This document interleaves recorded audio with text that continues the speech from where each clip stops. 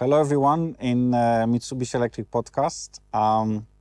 This time we'll be talking about the machine builder industry because we often talk about smart technologies, smarter factories, but at the end this is enabled by smarter machines. And this is going to be my topic of today's conversation. I gathered some colleagues from Poland, UK, Italy, Germany, so the European industry is very well represented. And we will be talking in detail about how to make machines better by better utilization of machine data, basically. So I will start differently and starting from a very, very beginning. So I would like to understand why it is important to make machines better. So Kuba, could you give us some opinions on that? Yes, so we need to build machines smarter because there is a need of end users. Yeah? So machines must be smart to satisfy the need of end users for the digital transformation. Yeah? So the end users, factories, they are pushing the digital change. Yeah? And they want to connect their machines to the, let's say, upper level system, to IT system. Therefore, we need to build the smart business decision on the data. And it is necessary for machine builders to follow this trend, because if they will not follow, yeah, they risk losing their business. So they must satisfy the needs of their customers. Yeah? And I think it is quite significant that we okay, our discussion today is about machine builders, but we start with the end users. But this is, most important part of the business nowadays, how we understand it, to put needs of the customers in the center. Yes. So the main need of the customers of machine builder is to have a smart machine for digitalization of their product. Anyway, I remember that some time ago in my team, we prepared a simple solution, software solution for analyzing OEE. The OEE is overall equipment effectiveness indicator. It shows like effectiveness, productivity of the machine. And generally, end users were very interested. They even advise us how we can improve our software, what other things we can measure, but they shared their ideas with us. But many machine builders, when we go to them with this idea, they were not interested at first. Yeah, they were even saying that this is asking for the trouble. Why? Because maybe they didn't want to show that their machine don't keep the promise. Yeah? I hope not, yeah, but maybe. But very often I think is that customers, end users don't even know what is the productivity of the machine that they really needed. Yeah? So sometimes, they will notice that they don't need that good machine and they will decide for something cheaper, and machine builder didn't want that situation. Yeah? But today, the situation has changed. And machine builders now want to show performance of their machine. They want to prove. And want to prove it, yes. Prove it through the data, which are coming from the machines. Yeah? Of course, it helps everybody. It helps to the end users, the factories. It helps machine builders to develop better machines. And, more generally, it helps also to the total economy. Yeah, and I think that what you just mentioned about putting customers in the center is clearly very important, and I think that the needs of customers obviously drive this technological change. But let's talk about what's in it for machine builders. So Richard, could you give us a short information about how the machine builders are benefiting from this technological shift that I mentioned? Well, when we talk about machine builders, automation suppliers like Mitsubishi Electric need to really understand what those companies and those customers are trying to achieve in their day-to-day activities. What are the key drivers that are going to keep them at the forefront of their market, and also obviously to understand any issues that they're having. And our understanding of what's important to machine builders allows us to create some real value in certain areas. Firstly, driving down costs is really important. So things like lean development and build times are really key to reducing costs. And when you use powerful machine simulation tools, what that allows us to do is to check out and find potential problems, such as machine collisions or robot movements, before the machine's actually built. We also need to be able to help our machine builder partners stand out in an increasingly crowded marketplace. We do that in areas such as machine performance, reliability, and even machine cost. Next, we can talk about helping our machine builder partners to increase their revenues. This could be with the addition of added value services, things like software as a service, cloud-hosted maintenance activities, basically to keep the end-user's machines running no matter what. And lastly, probably most importantly, is reducing risk. And there's many areas where we can assist here, making sure the machine builder is able to provide an extremely reliable machine by using extremely reliable components. And this leads to maximum machine availability, but also how we can help with our extensive knowledge of things like the EU machinery regulation and how that interacts with other legislation such as the Cyber Resilience Act. It's a good point, because sometimes we forget about all of those side topics, well, side from the customer perspective, but cybersecurity or any type of regulation obviously affects this market to a great extent. Okay, so I think that we know why we want to make machines smarter, and maybe we can discuss now how to do it. So we know that data is needed, data has to be collected, but there is a key question: how to do it, how to get the data from the machines. So Daniel, as a person responsible for controllers among things, could you give us some insights on this? For sure. And I would like to start first with an analogy to the human senses. So we can all hear, see, feel, and also taste. And it helps us all to perceive our surroundings. We can interact with the environment. So, for example, as a cook, you make the pasta water, you taste it, and if there's no salt inside, which happens way too often, to be honest, you just add some water, some salt, and you have a great dish at the end. And the same also accounts for the machines as well. But here we call it a little bit different. We say it's a maturity level. So we say there's a collection part, there is a visualization, the analyzing part, and also the optimization part. And as I said before, the collecting the data is the most crucial part. Just imagine you're in a black room, you don't hear anything, you don't see anything. You have no idea what's going on around you. And the same accounts also for the machine, of course. So the next part, the visualization part, is then that you get some basic understanding of what is happening in your machine.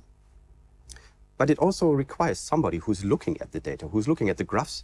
They have to decide something, they have to be also quick, and like an operator is not always at the machine. So I would say the next logical step then was, of course, like the automatic analysis. And here, I believe the keyword is also automatic. So that enables you as well as a machine builder to implement features like energy savings, like quality control, even speeding up your machine, predictive maintenance as well, for example.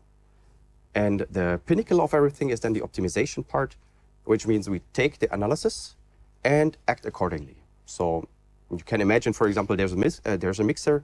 You have measuring the viscosity. So if it goes too high or too low, you just add some powder or fluid or something like this to have your quality at a constant, very high level. And all of those will make your machine like a true master of its process. Mm-hmm. Yeah, so you need a proper framework, right? You need a framework to put your data in the context, and I think understanding of what comes at each stage of this, let's say, maturity is very important.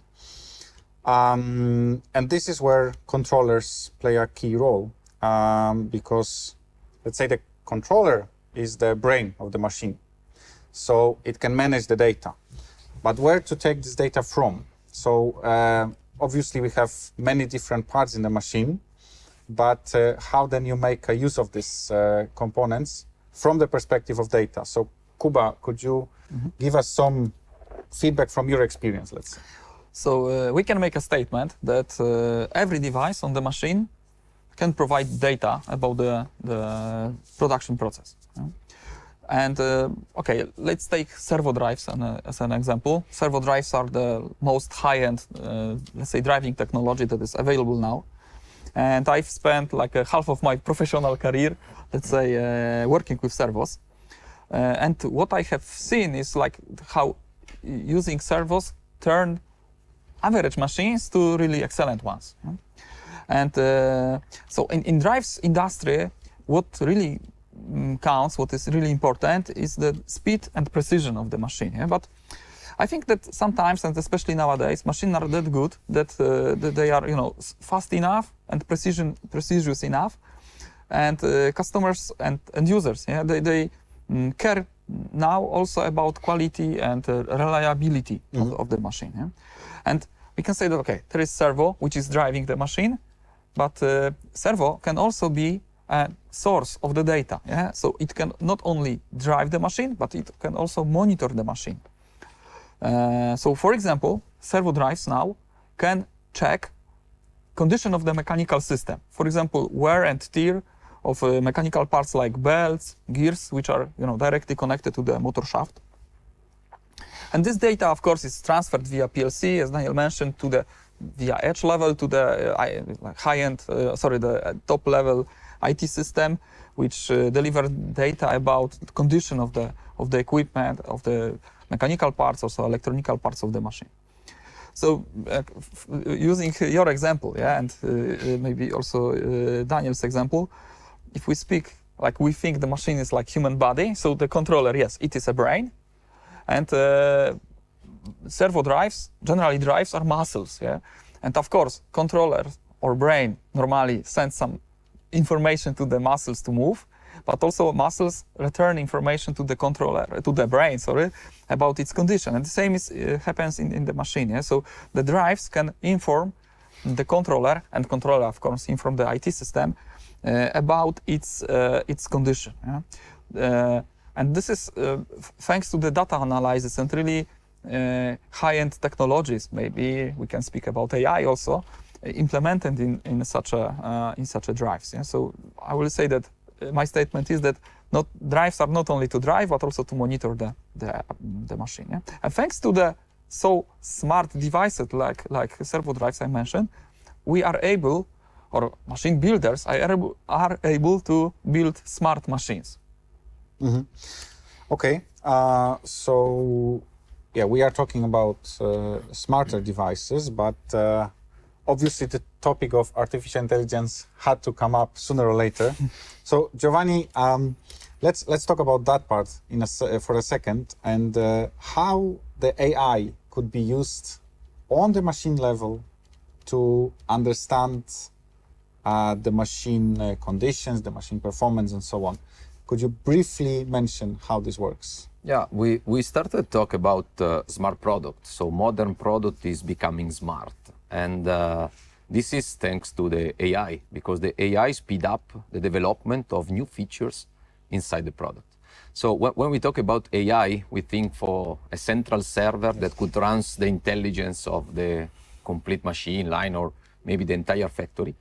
But it doesn't work in manufacturing industries because the reaction time is crucial. So machine works in millisecond, maybe in the future nanosecond, I don't know.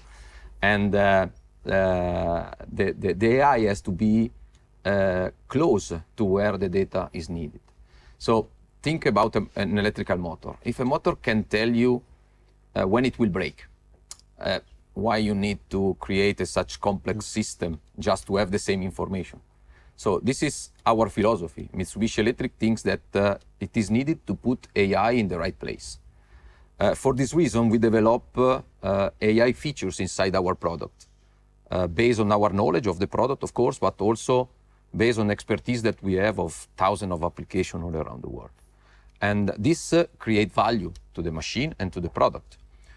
Just to give a couple of examples, inside the robots, we have a system, some features, advanced features based on the AI for the preventive maintenance that could check the real load of the robot or maybe the real environmental condition where the robot is working. This could help to alert the user when a component starts to deteriorate or when it's the right time to do some maintenance, like, I don't know, changing an internal belt or do some maintenance stuff.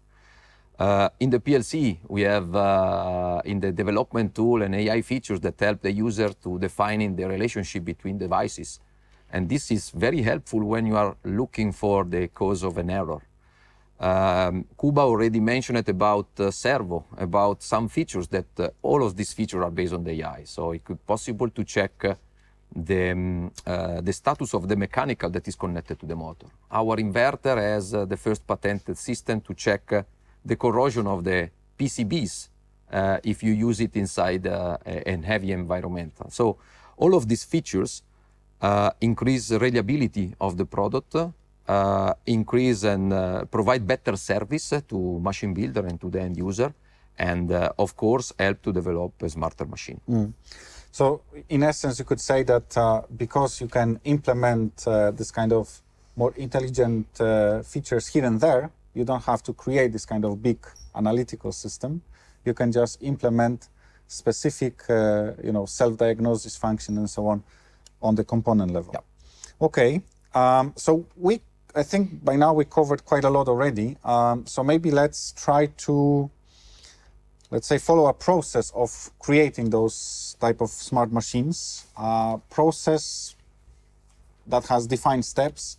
So I think that the step number one is the controller. As we discussed, it's a brain of a machine. So Daniel, how would you create this kind of smarter machine controller? Could we go very briefly through this kind of idea? Yes, I would like to. Step number one, as you said, is the smarter machine controller. And over here, I would start with 3 keywords. So one is constant quality control. Then we have predictive maintenance and fast, but it has to be also very easy troubleshooting. And as you said, Giovanni, so cloud computing, of course, is popular, but intelligence has to be at the right place. And what we believe is that the PLC is, in many cases, the more cost-efficient one, the faster one. You're closer to the process itself, and it's just more efficient. So one solution is the constant quality control. What do we do here? So taking all the data and create correlations. And what do I mean by correlation? So just imagine we have like an oven with a conveyor belt, temperature sensor, humidity sensor, and the conveyor, for example, slows down a little bit. The temperature goes up. And the, let's say, German bread that goes through, suddenly the crust gets a little bit more dark, and you don't have an A product anymore. It's like a B or C product, or it could be even waste if crust is completely charcoal.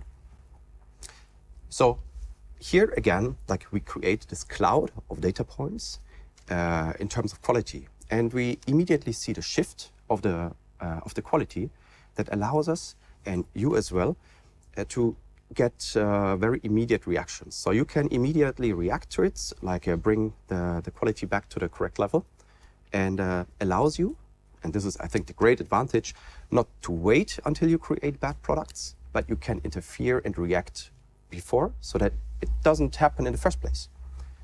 And with the same method as well, you can then implement predictive maintenance features. So here the method is basically the same, but you just have a different focus. You're focusing more on the mechanical part, on the electrical parts. But again, you see very, very fast and easy, like the shifts when there's like a breakdown scenario occurring. So giving you enough time to plan some maintenance or have some immediate like measures, for example. Yeah, and just so we understand this fully, so this type of correlation analysis and understanding whether it's a production process or the machine performance data, this correlation analysis, this decision taking, is possible inside the controller itself and not in the some higher level system that is not required in this case. Yes. Okay, so that is step number one. Yes. Then I would go to the step number two. So smarter controller, we discussed this in detail. Let's then talk about the smarter devices in detail. So how would we connect those smarter components, smarter devices with the smarter controller? Huba. Yes, so the step number two in making this smart machine is to use the smarter effectors. Yeah, so those are these devices which really interact with the physical world. Yeah, so we have controller, and then we have something that really do the job, yeah? And the movement and so on. So, and the great example of that is industrial robot. Yeah? So there is also this trend in using robots with the machines. I will speak about that maybe later. So, and there are some really interesting trends which are in the robotics area, which can make machines smarter. Let's say one of them is cobots or cobotics. Yeah, so utilizing the collaborative robots.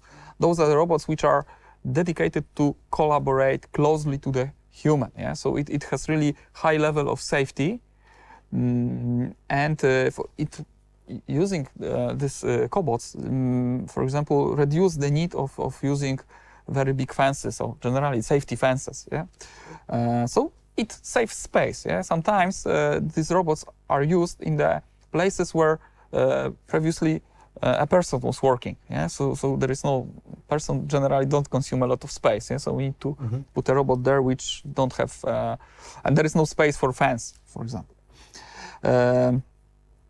They are also easy to program. Yeah, so there is like a low code levels and so on. So for somebody who is starting his or her journey with the robotics, using cobots is really like a good choice. Of course, there is a trend also in robotics. We speak about that. We collect data from robots, and I remember that in my team we developed a system which is dedicated to monitor the condition of the robot through the cloud. Yeah, so cloud-based condition monitoring application. The name is Me2Robot, and thanks to that we can go from time-based maintenance to condition-based maintenance because we are able to monitor the condition of the robot. Yeah? And the really precise monitoring of the real condition of the robot is possible thanks to the applied AI. So this is a real example of how we put AI in right place, because there is, for example, for Mitsubishi robots, there is a product called Melfa Smart Plus card, which is a special card which you put inside the robot controller, and then this card, thanks to the applied AI, delivers you a data about the real condition of the machine, and you can change your maintenance strategy from time-based to condition-based because you have data about the real real condition of the robot. I think sometimes the robotics is not so much associated with machine building industry, but in reality, in today's world, the robots became, well, first of all, cheaper. Like the cobot technology, for example, is cheaper, and they enable much bigger customization for the machines. So that's why we just showed an example where there is a machine tool, let's say, application that is handled by the robot, so to increase the flexibility. So clearly, there is a case for robotics in machine building. Okay. Step number 3 will be probably already using the data. And what is your first try to use the data, Giovanni? And if we could go quickly through the material, because we are, let's say, still want to ask some questions later. Yeah. Yeah. The next step is visualize the data. So Daniel already explained that in the maturity level of usage of data, after the collection, there will be the there will be the visualization. So there is a part inside the machines, inside all the machines, that could have access to all of this information. And this is the HMI. HMI evolved during the years. Now it's not just a panel, because it has to be connected to the smart product. So need to have access to a lot of more informations. So HMI today is able to collect, aggregate, and visualize the data. And this is very important to start to understand how the machine works, how the process works. Is it possible also to do some small local analysis and also use the HMI to share the data? It is important for Mitsubishi Electric that our HMI could be integrated as much as possible with other Mitsubishi Electric products, because if we provided a features inside an inverter, we need to read this information on the HMI. So there is a pre-made, ready-to-use templates and software that could help the user, the developer, to connect all the devices of Mitsubishi and read all the information that comes from the smart product that we talked before. Okay, so this is according to the maturity, let's say, level example. This is the next thing that you can do with the data. Visualize it with HMI, and I think it's a very important item because HMI is probably on every machine these days. Yeah, so you can use it for something else than just starting and stopping the machine. You can use it for also making sense of the data. Moving forward in the maturity scale, the next step would be probably type of analytics. So can you do the analytics directly on the machine? Yeah. We need to talk again about AI, because of course we talk about smart machine, but smart machine is not smart because use a smart product. It's smart because use data. We already explained that AI is at all levels, is distributed, in our view, at all levels. So for this reason, Mitsubishi Electric developed an AI data science tool called Melsoft MyLab that could run on the edge, and the edge is the level more close to the machine, where that is the sources of the data and where the feedback has to be sent. So much close means reaction time more quick.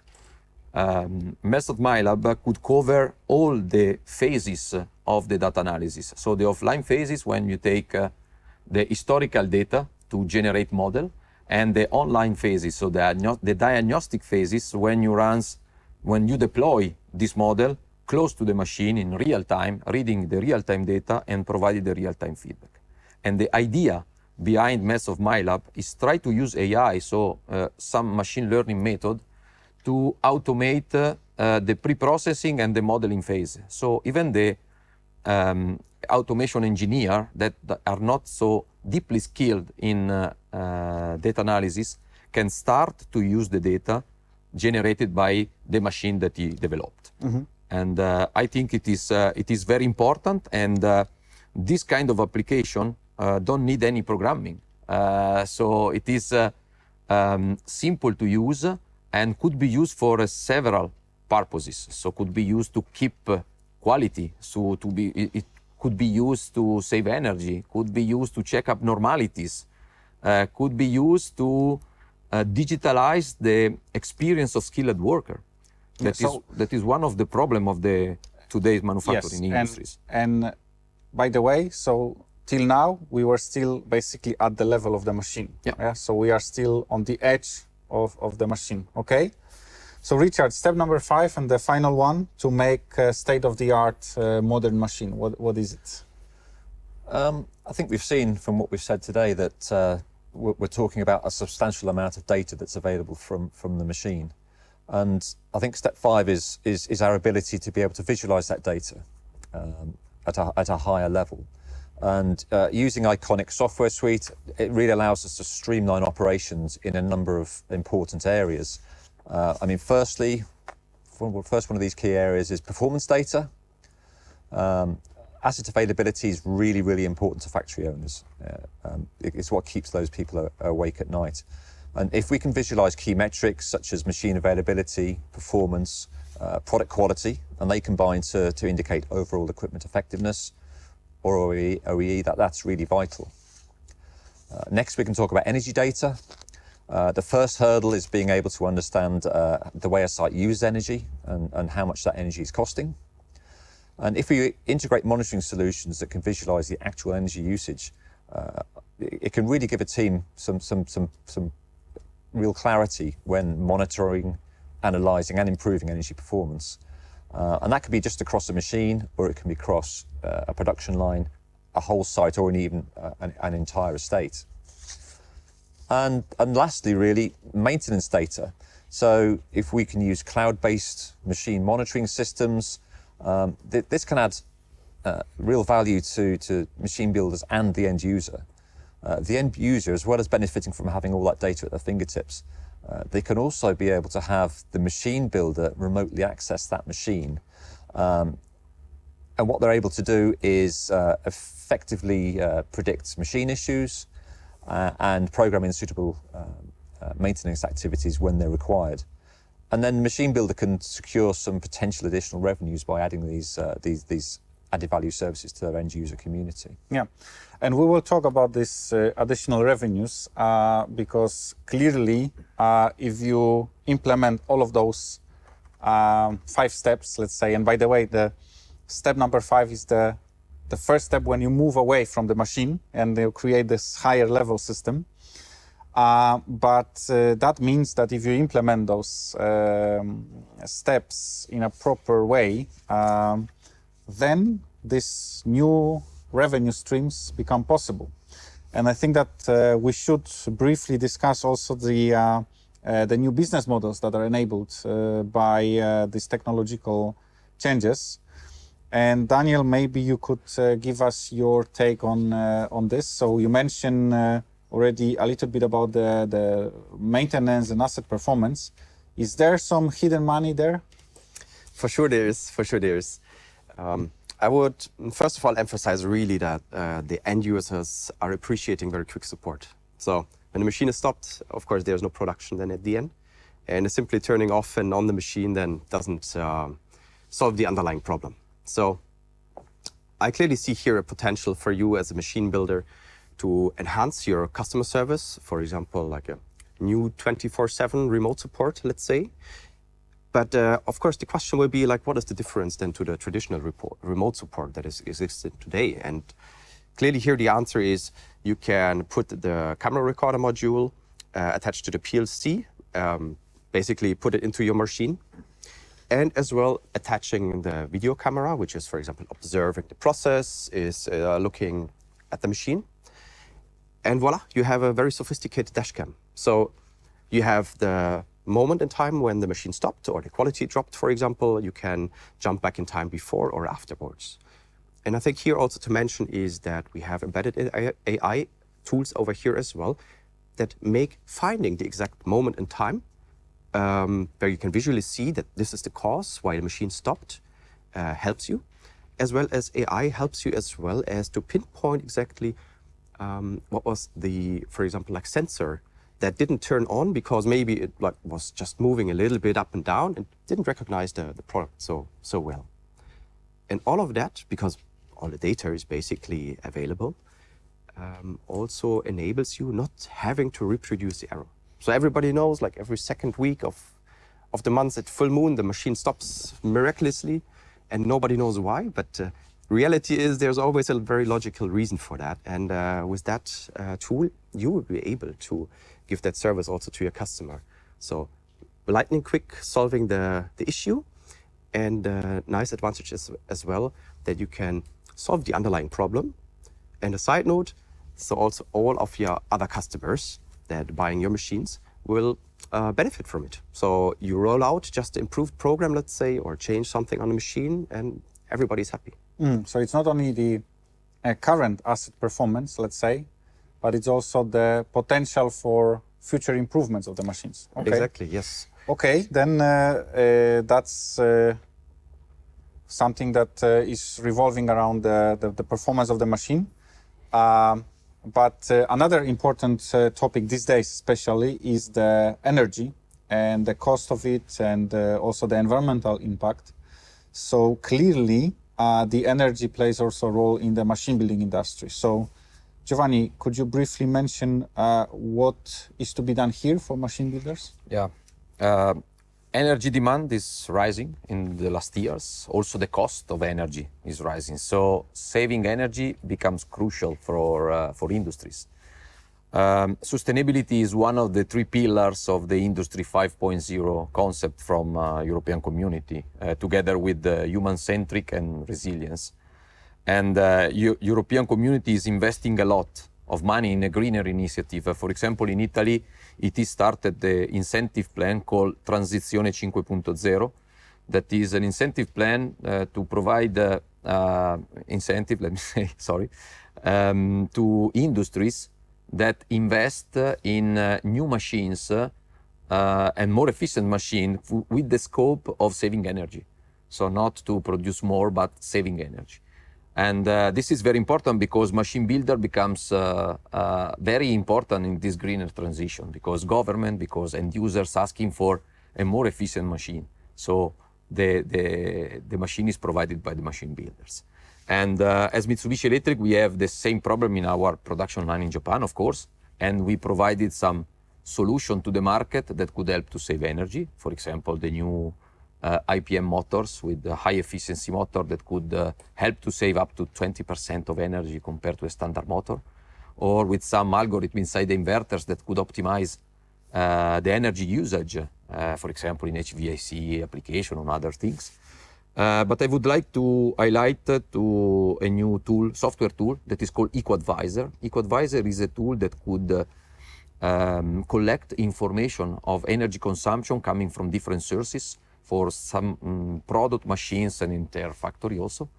And it is possible with EcoAdvisor to visualize the information of consumption. That is the first step to understand where and how much energy is consuming. Is it possible to check how much energy per product you are using? But one important thing is that there is some AI inside also here that could help to find where the energy is losses and provided some tips to how act to reduce these losses and also estimate how much energy could be saved with this act. So it is very important to check how the energy is used inside the production line. So sustainability, energy saving will have a very important role for future development of product in Mitsubishi Electric, but I'm also sure that will drive the development of the new smarter machines. And this is another example of very precise usage of AI. So not trying to build a platform, AI platform for everything, just a specific for the energy optimization. Okay. And I also, when we are talking about business models, there is a lot of discussion about those as a service type of business models, and they appeared some time ago. And maybe Kuba, you could give us your experience. Why now, and what it is exactly? Yes. So what you say is like what you see is this SaaS model. So yes. System as a service. It's like very popular in, let's say, IT area. But yes, we see like one trend that is which we notice is the rise of machine as a service model, MaaS. So let me explain that. And it works that instead of buying machines, end users, factories, and instead of, let's say, paying in advance for the whole machine, so instead, once again, of a large capital expense paid at once, they turn it into smaller, let's say, manageable operational expenses. So we have this trend of shifting from CapEx to OpEx. It's like a Netflix of machines. Yeah? Netflix of machines, maybe. yeah, but it works like that, yeah. So, and this model is possible thanks to all these elements, all these puzzles that we today explained, yeah, which are open thanks to the smart machines and the data, yeah, which are in the machine. So, with this machine as a service model, companies, even small companies, can access to really high-end technology, because sometimes they cannot, afford for the machine to buy it with this big upfront investment. But when you buy it like with monthly fee, it's like easier to handle. Yeah? So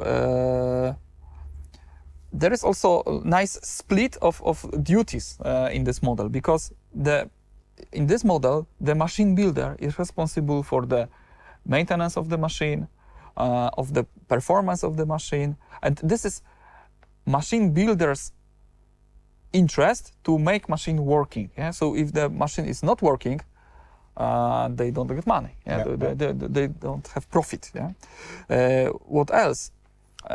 It allows also the factory, the end user, to build a flexibility, yeah? Because you produce as much as is needed. Yeah? So when you pay, for example, time of machine running or per pieces, when you need to produce less, you just produce less and pay less also. Yeah? Again, this is possible thanks to data collection. It is possible to have a billing system. So machine builder can, let's say, do the billing, count the times also of pieces. See how the machine is utilized. Yes, and on the other side, it can also utilize this condition monitoring. Yeah? So machine builder knows what's the status of the machine and can, let's say, perform in a way that they let's say, reduce the possible failures of the machine, for example, by exchanging the spare parts. So I would say that this machine as a service business model basically connects everything that we talk about to some extent, yes. Because you need a lot of advanced technologies to make it happen. Okay, I was not sure if we will be able to cover so many things in 40 minutes, but we almost managed to do so. So, Richard, any final words, how we would summarize this discussion, giving this final message to the machine building industry? So no pressure. I think what we've heard today is how Mitsubishi Electric is able to unlock the full power of automation for machine builders, for OEMs, and for end users. We see that intense competition is a real hallmark in production today. And customers do expect far more from their suppliers, so they're able to keep pace with the market. Machines are the most important part of the puzzle within automation, because when properly implemented, they can offer huge advantages in productivity and efficiency across the whole supply chain. But in this market, we see that machine builders need to respond with increasingly powerful designs that deliver new levels of machine performance. And this can seem a huge challenge, but it could be simplified by working with the right partners. And this is where Mitsubishi Electric makes the difference. I think it's understood that we have outstanding components to build exceptional machines, but it's not just about the products. We understand machines and we understand industry, and we use this knowledge and information to help machine builders to develop better machines with less risk and even at a lower cost. And I think all of this is what makes the real difference. Yeah. Lots of challenges, and of course the technology, automation technology, needs to keep up. So thank you guys for this conversation. I enjoyed it very much, and we still have some time for Q&A. So if you have any questions to my guests, this is the time to ask them using the chat function. I already see a first question. Not surprising about the machine as a service, and the question is what is needed to enable the machine as a service, and I assume it is about, let's say, the technology pieces. So if you need to, Kuba, simplify this to the maximum, what type of technology pieces are necessary to make it happen? Let's say list 3. Okay. For sure, the most important is to connect this machine to the internet. Yeah. So to collect the data from the machine, there are various ways of how to collect data in the machine. We should leave it to the, let's say, agreement between machine builder and the end user, because there is one important factor when you connect anything to internet, the cybersecurity. So the second element is that you need to take care about the cybersecurity of the machine, of the production, of the data flow.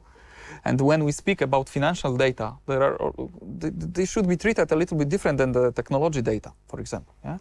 And you said 3. So the third is the good IT system, which will allow the machine builder to do the monitoring of the machine and the billing. Yeah?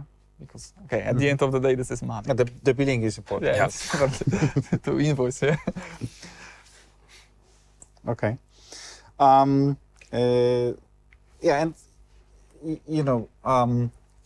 this is exactly why I kind of answer my own points. That this is why today this technology is possible, because this business model is possible, because basically a lot of those availability of online storage cloud solutions, they become more available and cheaper. So you can combine, let's say, the developments in the IT world with the automation, and this gives you the opportunity, for example, for machine as a service business model. Okay. The next question: Mitsubishi Electric is Mitsubishi Electric still invested in Maps SCADA, or is Iconic superseding? So generally speaking, we have Maps SCADA solution software package, and we also have the Iconics, which is I would say not uncommon, and there are obviously different ways of using both. So I think that Iconics was mentioned today due to the ways how you would use it for optimization as the 5th step in the making the machine smarter.